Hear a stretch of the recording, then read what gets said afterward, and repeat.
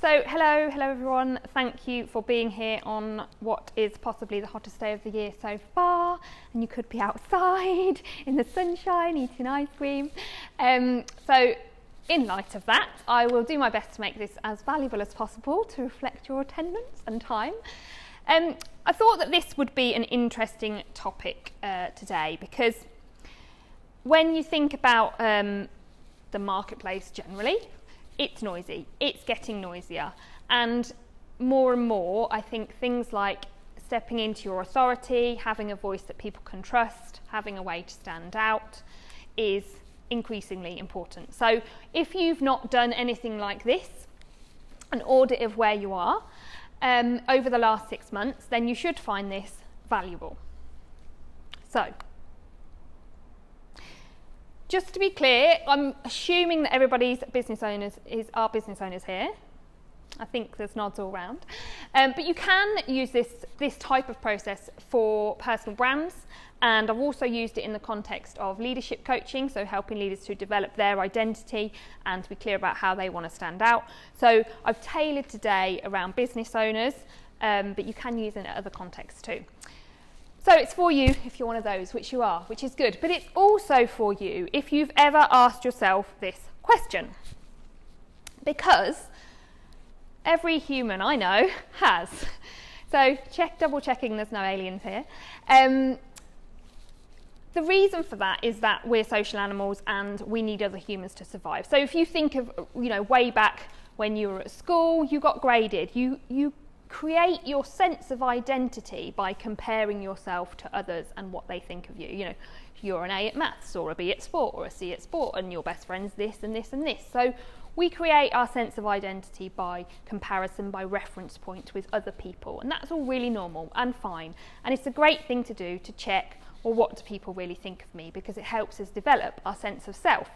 However, I've also seen this question get in the way a lot of people when they're building their brand or business. And that's the nub of what we're going to talk about a bit today to get clarity around that, because there's a couple of reasons why. Number one is it's unknown. And in our chimp brains, unknown is scary. If we stand out, if we put our head above the parapet, if we say, look at me, we might get eaten by a tiger or equivalent. So it's really normal for us to question that and for it to create some fear at a subconscious level that can take over and start to run the show. And the other reason that it can cause a problem when building your brand and business is people tend to forget to ask the other side of the coin, which is this. What do I think of me? We don't often stop to ask that and stand and reflect, do we? So today is a bit of an opportunity to do that as well. And we're going to ask both of those questions and find out the answers, because there's nothing worse than not knowing, being stuck, second guessing yourself, doubting, doing all the things that it's really easy to fall in the trap of doing as a business owner in one's own bubble, and then not moving forward. So today is an opportunity to answer those questions. We're going to buddy up and ask other people as well, and start to get to the bottom of it and walk away with more clarity. What we're not doing today, just to clarify, is we're not looking at logos, fonts, colours. If you saw today and it said something about standout brand, and people tend to think of brand as visual identity, so what do I look like? We're not talking about that today. We're not talking about brand as in visibility, so how do I get a gazillion followers on LinkedIn or wherever else. Those parts are relevant of building a brand, but that's not what we're focusing on today. And also, just to reassure you, the thing that comes up the most is people worry about looking self-absorbed. They worry about looking, look at me, and nobody wants to feel like that. So it's not about that either. But what it is about is the stories that we create and tell. Now, I break this down into two types of stories. That's your outside story and your inside story. Now, before we go into the actual audit itself, I'm going to just show you a little bit more about what I mean when I talk about outside and inside story. So, bizarrely, that's changed my font into italics, but who knows? Who knows why? Good job we're not talking about logos and fonts, hey? Never mind. So as you read this about me, you're going to start to make your opinions, thoughts, perceptions of, do I trust this person? Do I think she's credible? Is she relevant to me? Do I like her? All of those things. You're going to be start to build your brand. Well, my brand is that lives in your head. So your shortcut to thinking of who is Val and is she relevant to me? That's what brands are all about, because our brands are really what others think about us. So I could say that as my outside story. That's the stuff that you tell people about who you are, about why you're valuable to them, about why you deserve a little memory in their brain of, yeah, this brand is relevant, okay? And you create that through the things like what you stand for, how well you understand those clients. If you've got a particular IP or a model or a framework that's the way you work and you take people through, that might come into your outside story. So there's a whole load of ingredients that you can dip into to create your outside story. But I could have showed you this side. And this is a little bit about my inside story as I've gone on the business entrepreneurial journey. So when I first started out, I massively struggled to promote myself. I really struggled with imposter syndrome. I thought, what are my peers going to think if I post on LinkedIn? And I was scared of my own story. And that is the inside story. It's the stuff that stops you from showing up and owning what you want to own in terms of that authority piece. And it often comes out in things like underpricing and things like not showing up because you're worried about what people might say, or not wanting to sell because you don't want to be seen as sleazy. There's a whole load of parts of the business journey that our inside story actually can quite easily take over the show. Now, for me in my journey, I decided at one point, right, I've had enough. I felt my own limitations and I thought, I can't do this anymore. And so I pitched to tell my story on a TEDx stage about where I came from and why I'd been rejected from a young age. And if you want to hear about that, you'll have to go and watch the talk because we don't have time today. But the point is, it was a really scary process, not just standing in front of people talking to them, but because actually I was telling a story that my chimp brain was freaking out. And I had to go through a whole load of learning to work with my mind, learning to overcome those fears and that noise in order to get to the place where I could do that.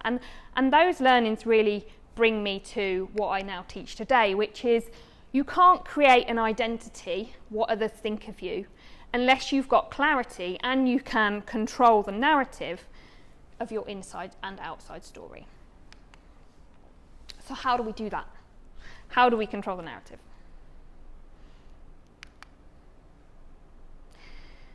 Well, it starts with awareness. Once we are aware of our gaps, once we are aware of what those stories are, we can start to take back control. And that's really the gift of today, and this audit is an opportunity to start to develop more awareness around where you are now, what those gaps are, and what potentially might help in terms of your next steps. So in terms of the audit, what we're going to be doing is we're going to be looking at the gaps that could be damaging your authority from an inside and outside perspective. We'll take a little bit of time just to reflect on what could be good next steps for you, and you will walk away with your top 3 priorities to help enhance that and build more around your business identity fast.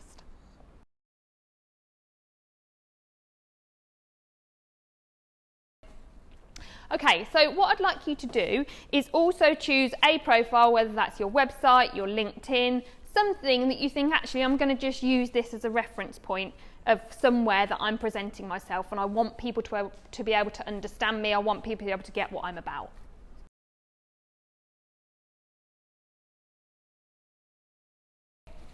Okay, so the first section you'll see on the sheet that you're on now, there's 3 sections: value, difference, and authority. And I just want you to focus on value for the first thing, and give yourself on the first tab a score for those statements that you can see under value. So this is about looking at what you do, how clear you are about what you do, who you help, and where you're taking your clients in terms of the transformation, the service, the delivery, what they get. So if you have a look at whichever your thing is that you're reviewing, your LinkedIn profile or your website, make sure you're doing it in light of that.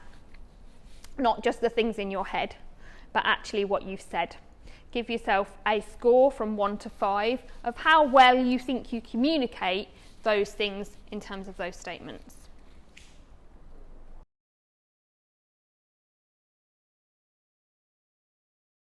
For those of you that are whizzing ahead, you can move on to the difference section if you like. So you'll see again on each spreadsheet, you'll have a section that's about some of the things that can help you to articulate your difference. And again, on the buddy sheet, you'll have some statements to look at for your buddy's difference and how much you do or don't agree with those statements.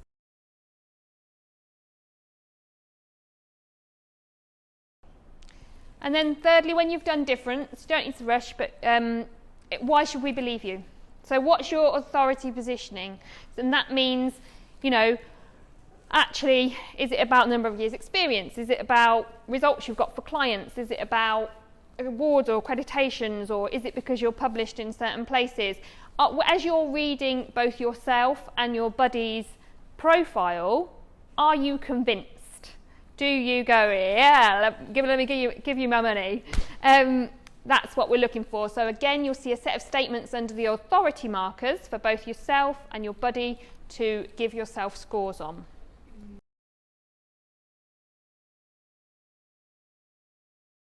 You can obviously carry on swapping scores later and chatting things through in as much or little detail as you like, but we're going to do a little bit on inside story now. So on the third tab, you will find the same 3 categories and some statements just to reflect on yourself on how much is my inside story impacting value, difference and authority, those areas of my positioning of identity. So value often comes out around feeling unconfident about sales, and also around appreciating the value and the impact of what you do for someone else. So actually, to you, it might just be a website. To someone else, it's like, actually, that means I can launch my business or whatever it might be. So it's understanding the value you bring.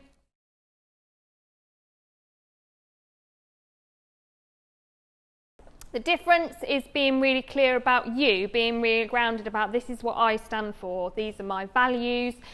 This is, we often as, multi-passionate people, I know there's a lot of that in the creative world, we want to be everyone to everyone, we want to help everyone, certainly you get that a lot in the coaching world, but we can't necessarily be everything to everyone. So being clear on our difference and being clear about who we're best placed to help and get the best results for is important, and also recognising the value of your story and your experience and how you've got to where you've got to today and why that could be relevant to your ideal client and what you bring in terms of the difference you bring.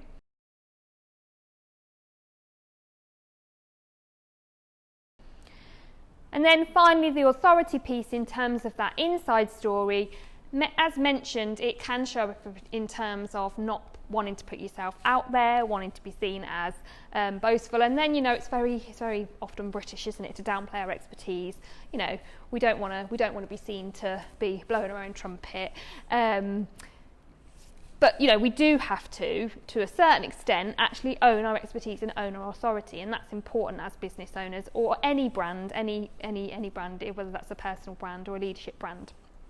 And of course, imposter and comparisonitis can play a massive part as well in terms of we can't step into our own sense of authority if we're struggling and battling those things. So just take a few moments to reflect on how your inside story is doing and how that maybe is impacting your outside story.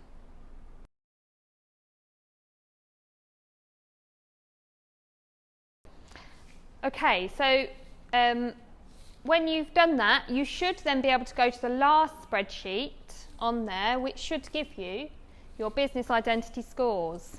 Dun, dun, dun. And it should have magically totaled them up for you in terms of your inside story and outside story. Spreadsheet 4 at the top. So, if I've done my maths right, can't promise that, if your total is between 18 and 54, we've got quite a lot to work on. If you're between 55 and 90, you're, in the second half of the trajectory. So just gives you a sense of where you are. You can obviously break that down more. And as you go through your scores, if you've got actually areas that are less than 3, you know there's obviously a lot more work to do in those areas than there is the strengths that you feel above 3, that you know you can feel smug about those ones, right? So just take a moment now to look over those scores, and I just want you to reflect on, okay, where are the top 3 areas that maybe I need to focus next, inside or outside story, in terms of your scores.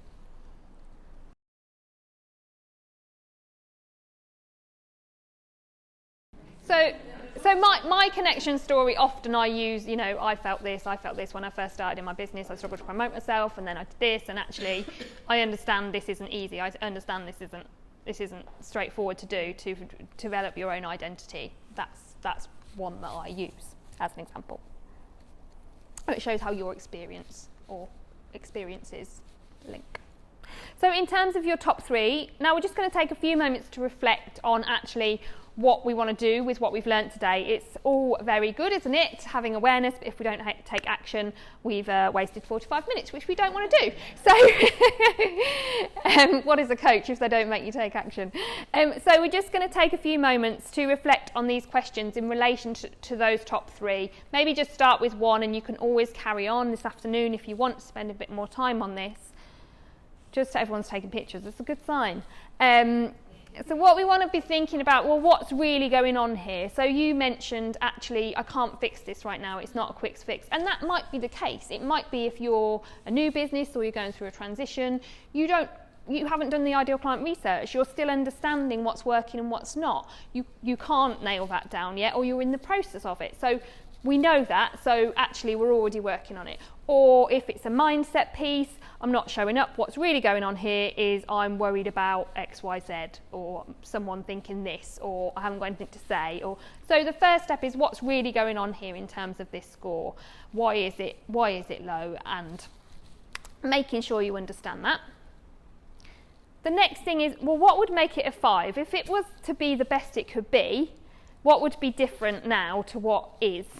So actually I would feel like this, I would feel amazing, I'd be really confident in what I've got to say, or I'd absolutely have my ideal client nailed, and I'd know this, this and this about them. What would actually make that 5? Why does that matter? So let's get really clear about why we're even bothering. So, you know, usually in business it's about, well, it helps me to make money. But it might also be, for the inside story, about, well, actually it makes me feel good about it. And if you don't feel good about what you're talking about, you're not going to talk about it. Then you're not going to promote your business or anything else. And that's the end of that, then we'll all go home. So get really clear about that. And then how could you increase your score by 1 in the next 30 days? So research shows, particularly in coaching, if you get really specific about what action you're going to do, put it in your diary, you're way more likely to do it. So if you were to take one of those and say, how could I increase my score by 1 in the next 30 days, give yourself an action to go away from here with that. And then finally, get really clear about what support you need. So whether that's, you know, I need to do some more ideal client research, I need to go and ask 10 more people what they think about my website and what they think about Cowork Club, or whatever it might be, what support do I need, what do I need to do? I won't make you sit and do them now, but you can obviously do them this afternoon if you want to. And then finally, an invitation. So I'm going to be here all afternoon, and I will be running my own little identity clinic over here. If you want to come and just made up that brand. If you want to come and chat about anything you found out, if you want to just come and bash some more ideas around, obviously I'm sure some of you will carry on chatting about your scores because I know you're in deep conversations anyway, but you can come and do that and have a chat with me. And everything we've done today is based on my Story Masters method, which is the framework I use. So whether I'm working with a business or whether I'm working with an individual, it's about helping them to understand their value and their identity, what value they bring, helping them to then build absolute confidence to be able to own that value, and then to be able to communicate that to get the impact and success that they want. So their next role, or a big client, or XYZ. So thank you very much. Any questions on what you've seen today?